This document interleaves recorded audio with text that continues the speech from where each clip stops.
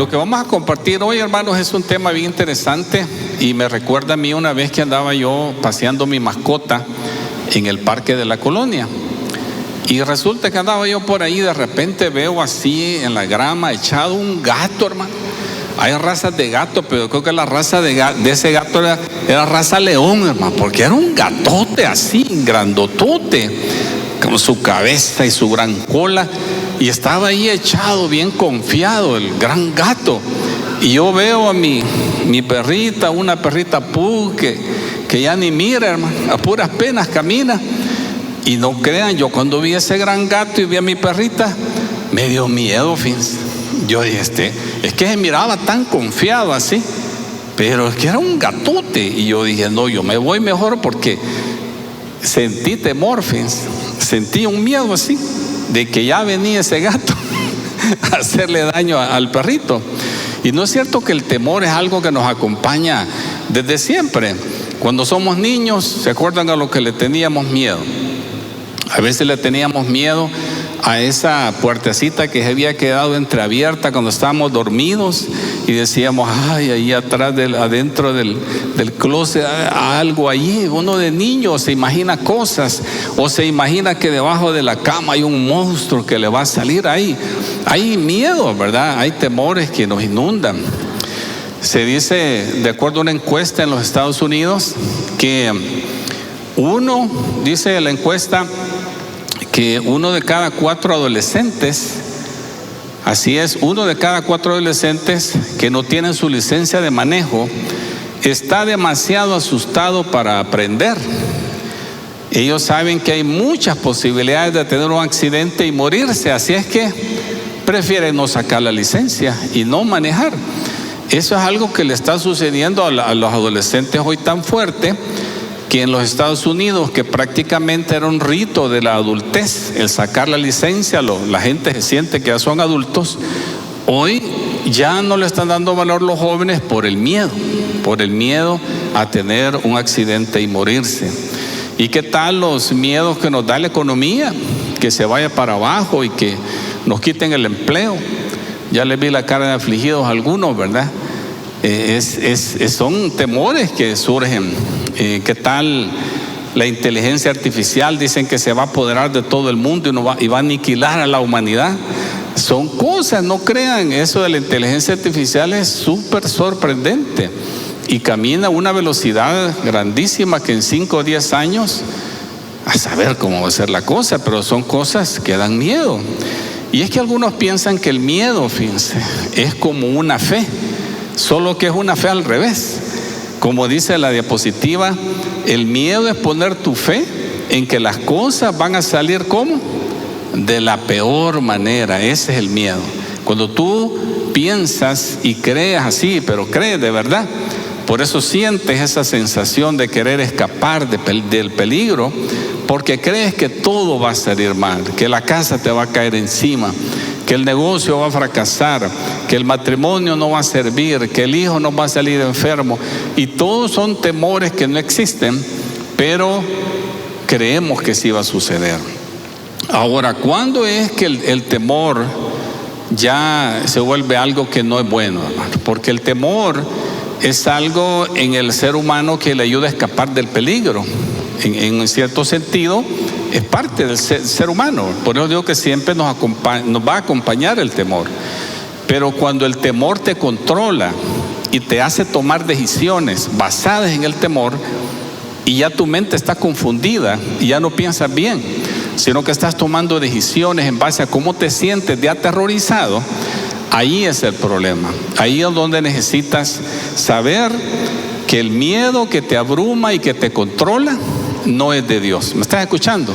El miedo que te abruma y te controla, eso no procede de Dios. Porque Pablo, precisamente escribiéndole a su discípulo Timoteo, le dice: porque Dios no nos ha dado un espíritu de temor y timidez, dice, sino de, ¿cómo es el espíritu que Dios nos ha dado? De poder, de amor y de dominio propio. Y uno se imaginaría que los discípulos de Jesús todos fueron siempre bien valientes, Pues les quiero contar un par de historias que nos va a hacer ver en perspectiva lo humanos que eran los discípulos de Jesús, pero cómo les ayudó el Señor a cambiar su perspectiva. Vamos a leer este pasaje del Evangelio de Juan. Recuerden que Juan fue el discípulo más joven y el que vivió mucho más tiempo, casi todo el primer siglo cristiano, y fue el que quizás publicó sus recuerdos de Jesús al final. Pero el tema de Juan no era tanto contar la biografía de Jesús, porque solo incluye 7 milagros. El tema de Juan es más presentar a Jesús como Dios, como quien Él es en realidad. Entonces así va caminando el Evangelio de Juan, y dice, ya al final, después que Jesucristo ha muerto en la cruz del Calvario, dice, ese domingo al atardecer, los discípulos estaban reunidos con las puertas bien cerradas. ¿Por qué? Porque tenían miedo de los líderes judíos. De pronto Jesús estaba de pie en medio de ellos y les dijo, la paz sea con ustedes. Miren qué interesante. Era domingo y el Señor había muerto el día viernes. Ya el tercer día Él había resucitado. Pero ¿cómo estaban ellos? Dice que estaban aterrorizados. ¿Y tenían razón de tener miedo, sí o no? Tenían razón de tener miedo, porque a su líder lo habían secuestrado, lo habían torturado y lo habían asesinado y avergonzado públicamente. Una cosa salvaje. Y ellos, siendo sus discípulos, estaban preocupados que les pudiera pasar algo así. Y entonces, ¿qué hicieron? Se escondieron y cerraron bien las puertas. Miren qué imagen más interesante esta de los discípulos de Jesús que habían pasado tanto tiempo con Él. ¿Y cómo están aquí? Completamente abrumados del miedo. Están escondidos. ¿No se acuerdan ellos de una vez que a Jesús le dijeron algo así? Le dijeron, mira Jesús, allá anda Herodes que te quiere matar, deberías de salir y huir. Y Jesús les dice, miren, díganle a ese zorro que hoy, mañana y pasado voy a estar haciendo milagros. Imagínense qué tremendo. Las compañías de seguridad, cuando lo amenazan su vida, le dicen, cambie su rutina, le dicen, para que los que lo quieren matar no lo descubran. Pero Jesús, ¿qué hace? Darles la agenda de su trabajo de 3 días anticipado. ¿Por qué? Porque Él no se iba a dejar dominar por el temor. Es como cuando a uno le dicen, mire, este es el último producto a este precio, aproveche. ¿Y qué le están metiendo? El miedo de perder la oportunidad. Y ahí cae la gente, vaya pues, y pone la tarjeta de crédito, ni tienen el dinero. O van a prestarle, mira, préstame, es que es una gran oportunidad que tengo. Por el miedo a perder la oportunidad, nos metemos en más problemas. Debería usted poner una política en su vida, un principio, decir, nunca voy a tomar una decisión por temor. ¿Está escuchando? Ponga ese principio en su vida. Ya los que hemos vivido algunos añitos, entendemos que las peores decisiones que hemos hecho han sido cuando las hemos tomado dirigidas por el temor.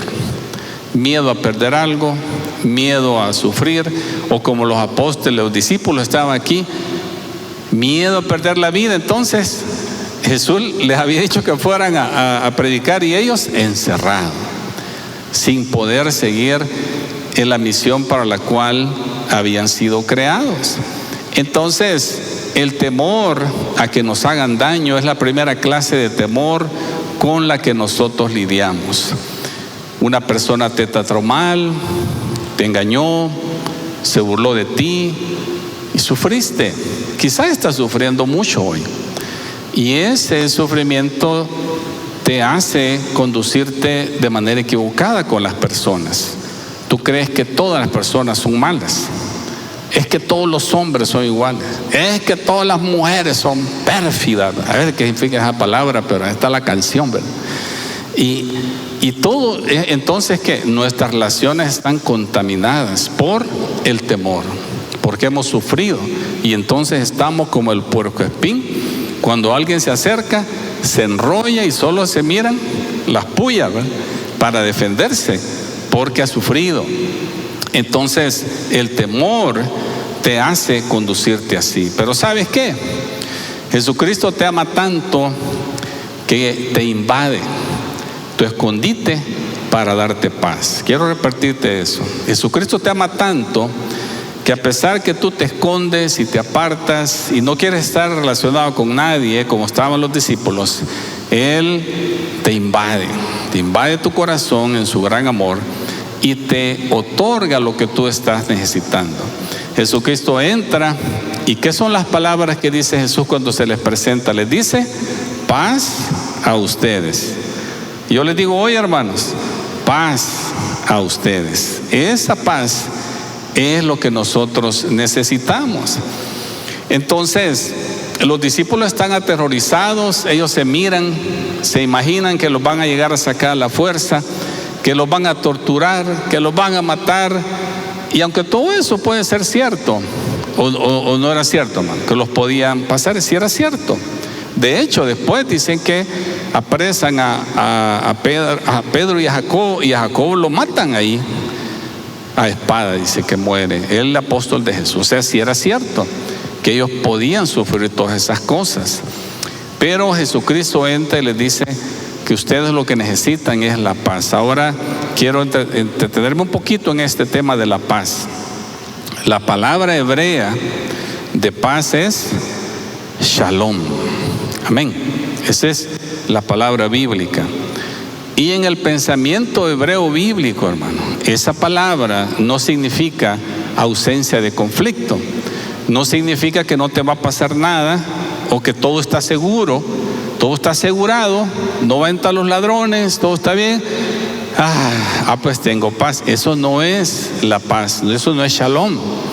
La paz, la imagen que más nos puede a nosotros dar a entender lo que significa la paz, es la imagen de un soldado que está en la trinchera, las balas pasando por arriba y él está confiado. Esa es la paz, shalom. Entonces no es la paz donde no te pasa nada, donde todo está asegurado, no vas a sufrir. No, al contrario, te puede pasar algo, te pueden matar, te están amenazando, pero tú estás controlado, porque ¿qué tienes? Shalom, tienes la paz de Dios. Entonces esa es la paz que Jesús les da a sus discípulos y es la paz que nosotros necesitamos para superar el temor. Entonces necesitas esa presencia de Jesús en tu vida para que puedas lograrlo. Entonces, ¿qué hicieron los discípulos? ¿Cómo es que este grupo de gente atemorizada, encerrados ahí,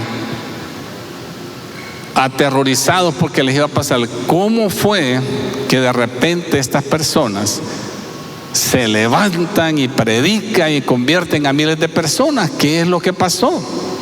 Bueno, lo que pasó fue que se cumplió cuando Pablo dice: porque Dios no nos ha dado un espíritu de temor y timidez, sino de poder. Mire, ese poder, Jesucristo les dijo: no se vayan de Jerusalén hasta que haya venido el poder de lo alto, el Espíritu Santo. Esa experiencia es la que cambió a la iglesia. Antes del bautismo en el Espíritu Santo eran personas comunes y corrientes. Después de recibir el poder de Dios en sus vidas, fueron personas transformadas. Por eso es que Pablo dice: el Espíritu, el poder que hay en ustedes, con ese poder tienen que vivir. No tienen que vivir capturados por su imaginación, por su derrotismo, su negativismo. No, tienen que vivir en base a ese poder que habita en ustedes y que viene a su vida cuando usted recibe a Jesucristo. Claro, tenemos que buscar esa experiencia, hermano. No va a venir.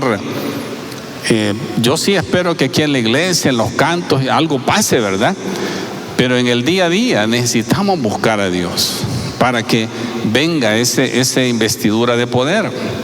Vencemos el temor con el poder del Espíritu Santo y con el amor de Dios que nos permite ser valientes. Vencemos el temor con el poder del Espíritu Santo y con el amor de Dios que nos permite ser valientes. Entonces, hay un temor entonces al peligro, a que nos hagan mal. Así es como se vence. La paz de Dios, el poder de Dios, eso te va a ayudar a prevalecer. Pero quiero hablarte de otra clase de temor con la cual quiero cerrar este domingo el tema del temor, y es el temor a obedecer a Jesús. ¿Cómo así? Que no estoy aquí en la iglesia, pues, ¿verdad? Y ya obedezco a Jesús. Bueno, quiero contarte una historia que aparece en el Evangelio de Mateo, que dice así: a un joven que llegó a entrevistarse con Jesús y parecía ser un muchacho muy bueno, un muchacho que cumplía la ley, que se guiaba por los mandamientos. Y entonces Jesús le dijo: ¿sabes? Te falta una cosa. Si quieres ser perfecto, anda, vende todas tus posesiones y entrega el dinero a los pobres y tendrás tesoro en el cielo. Después ven y sígueme. Ahí estaba, un llamado claro, lo que tenía que hacer, porque Jesús miraba que su confianza no estaba en Dios, su confianza estaba en sus posesiones materiales. Entonces Él, en su discernimiento, le dice: tienes que liberarte de eso. De otra manera, no vas a poder confiar nunca en Dios. Siempre vas a estar creyendo que tienes todo y nunca vas a tener eso que se necesita para caminar con Dios.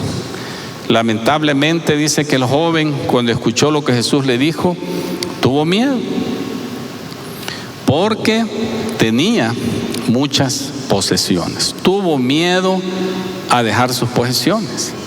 No las quiso dejar. Esa era su confianza. Y entonces esa es otra clase de temor, diferente. Es bien diferente. Miedo a dejar lo que más atesoramos para seguir a Jesús. ¿Me estás escuchando? Miedo a dejar lo que más te da placer para seguir a Jesús. ¿Qué será? ¿Qué te estará pidiendo Dios hoy que hagas o que creas? Tengo una pequeña listita ahí. Si cualquier parecido con la realidad es pura coincidencia, hermano, no crean que algo es con dedicatoria. Solo una listita corta de cosas que a veces Dios nos está pidiendo dejar y nos da miedo dejar. ¿Qué tal comenzar un ministerio? Hay muchos que Dios les ha hablado en su corazón, desde que eran niños algunos. He escuchado a personas que me dicen: me han profetizado 10 veces que voy a ser pastor. Y yo le digo: ¿qué tal? No, todavía no, todavía no. Es que me da miedo. Bueno, pues algún día, primero Dios. Pero saben que hay personas que se les va la vida y nunca aceptan el llamado de Dios. Y hay un llamado ahí.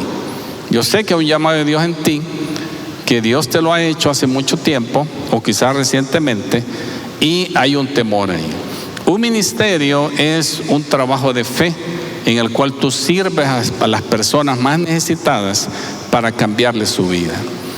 Puede ser un ministerio de atención a la mujer abusada o a los niños que les diré que hoy está una situación bien aguda, grave, que tenemos que verla, con el tema de los niños que han quedado sin papás porque sus padres están encarcelados.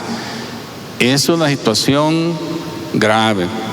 El año pasado, con mi cuñada Flor de María, ella y con la iglesia y la Universidad Evangélica hicimos un trabajo muy bonito en 4 comunidades en Zaragoza que estaban experimentando esa situación.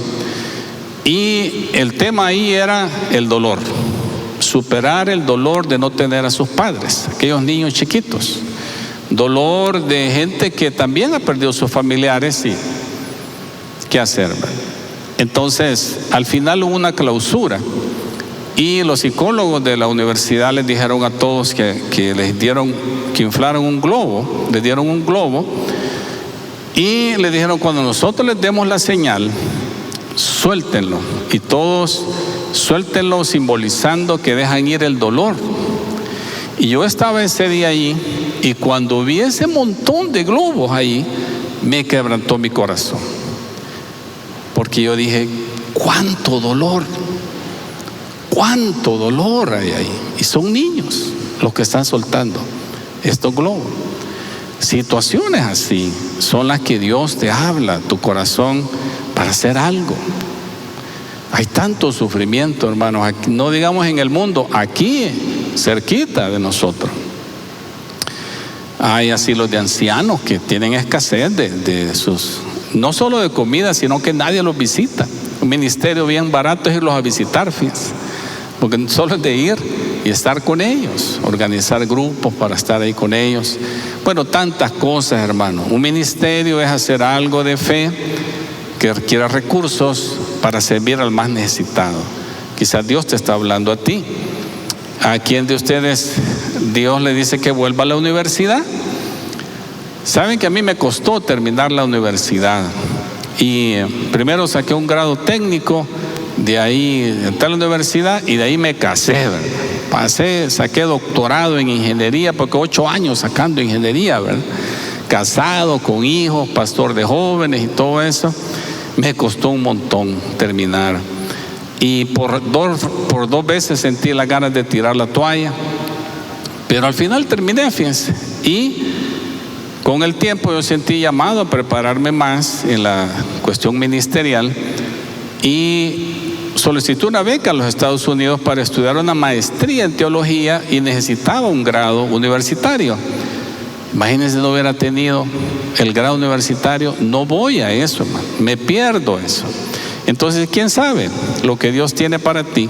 Que has estado dándole largas al asunto, pero yo te digo, Dios tiene planes en el futuro. Mientras mejor persona eres, escúchame bien, porque ese es el objetivo de la educación, ¿verdad? Convertirte en una mejor persona. Mejor instrumento eres para Dios. Te lo voy a repetir. Mientras mejor persona eres, mejor instrumento eres para Dios. Entonces no le huyas a la preparación académica. Tender la mano al necesitado, dar, como les decía al principio, confiar en Dios, porque dar el diezmo, darle a Dios, es fe. Si no lo haces, te estás perdiendo tú de una gran bendición. Yo, como tu pastor, debo velar porque tú te beneficias en todo. Y este tema de dar es un tema espiritual. Y esas son de las cosas que da miedo. Da miedo. Tenemos que pasar ya de que como que se recoge una limosna, ¿verdad? No es limosna. La ofrenda es que tú le das lo mejor a Dios. Dice el apóstol Pablo, durante la semana apártense, prepárense para que el domingo que se reúnen, todos, dice, pongan la ofrenda, esa colaboración voluntaria, para que se sostenga la obra de Dios.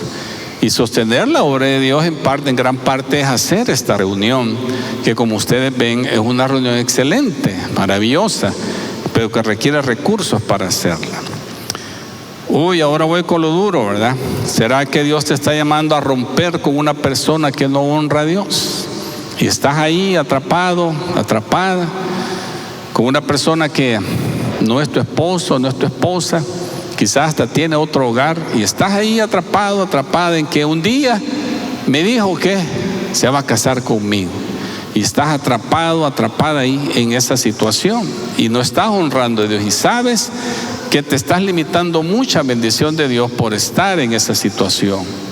O una persona que no honra a Dios sencillamente porque está alejado de Dios, pero tienes miedo de dejarlo, tienes miedo de dejar esa relación. Este es como los discípulos en la barca, que solo Pedro dio el paso, todos los demás se quedaron agarrados ahí. Tienes miedo de dejar la barca, miedo a qué te va a pasar. ¿Qué tal creer que Dios te puede sanar? Esa es otra cosa que Dios te puede hacer aquí. O testificar a un amigo que necesita a Jesús. Yo sé que a algunos de nosotros nos da un gran miedo hablar de Jesús a la gente, hay que reconocerlo, pero Dios quiere que seas valiente. Y aquí te pongo algo, mi amor. La valentía no es falta de temor. La valentía es prevalecer a pesar del temor. Muchas de las grandes cosas que han pasado las han hecho personas que han caminado sobre el terror. Uno de ellos es nuestro Señor Jesucristo. La noche antes de ser sacrificado, Él les dijo a sus discípulos, a los más cercanos: miren, me siento triste, me siento angustiado, me siento mal. Yo sé lo que me va a pasar. Acompáñenme y oren conmigo. quiero que estén cerca de mí. Eso fue lo que Jesucristo tuvo que pasar para cumplir su propósito en la vida. Caminó literalmente sobre el terror. Entonces mira, Dios te está llamando a ti y tienes que dar pasos de fe y ser valiente. Nuestra parte es la obediencia. Eso debes de saber tú. Cuando eres obediente en dejar malas relaciones, dejar hábitos de vida que te destruyen, en darle a Dios, en seguir el mandato de Dios, esa es tu parte. Dios va a hacer algo. El resultado es responsabilidad de Dios. Ten la seguridad. Así que aquí tengo tu aplicación de vida. Quiero que hagas una lista de las cosas que sabes que tienes que dejar para seguir a Jesús, pero al pensar en dejarlas te invade el temor. Ahí está en lo que tú tienes tu confianza, como el joven rico. ¿En qué se aferra? ¿En qué te estás aferrando? De las cosas, de los ejemplos que hemos dado. Habrán otras cosas quizás. Piensa en las cosas que sabes que Dios te ha llamado a hacer, pero estás aterrado de dejar tu propia comodidad o tu placer para perseguir ese sueño. Estás que no te da el valor de dejar la comodidad. Muchos ya nos acostumbramos a estar ahí. Bueno, antes era la televisión, hoy es el celular, ¿verdad?, el que nos roba el tiempo con Dios. Ahí en Estados Unidos se inventaron un sillón que le decían Lazy Boy, eran las iniciales, ¿verdad? Y si lo tradujéramos, era un sillón para muchachos holgazanes. Así es. ¿Y saben qué? Es el sillón más vendido, fíjense. Es el sillón más vendido porque está hecho bien bonito para estar viendo la televisión. Aleluya. Está pero bonito, o sea, se reclina, el Lazy Boy. Entonces algunos ya nos acostumbramos, ¿verdad?, para estar ahí solo pasándola. Y nos da miedo dejar eso. Nos da miedo dejar de entretenernos, dejar de disfrutar, entre comillas. Así que, ¿qué tal si inclina su rostro? Inclina tu rostro y vamos a orar. Vamos a orar. Inclina tu rostro. Medita en esta petición que te he hecho aquí al final. ¿Qué te está pidiendo Dios dejar?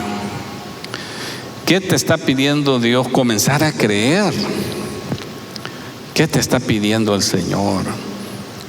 Dile, Espíritu Santo, háblale al Espíritu Santo. Espíritu Santo, revélame, conmueve mi corazón. Dime si estoy muy acomodado, muy acomodada. Conmueve mi corazón, Señor. Conmueve mi corazón y hazme ver tu mano, Señor, en todas las cosas. Hazme ver, Señor, tu mano, oh Dios. Lo que sea que estés enfrentando hoy, lo que sea que te esté pasando, te recuerdo, Dios no te ha dado un espíritu de temor. El mismo Dios, el mismo Jesús que se apareció a sus discípulos para darles paz, es el mismo Dios que quiere habitar en tu vida para ayudarte en ese momento que el temor no te deja servirle a Dios. El temor no te deja comenzar nuevas relaciones. Tienes miedo que te hieran, pero mira, en el nombre de Jesús, en este día, pídele al Señor que tenga misericordia en ti.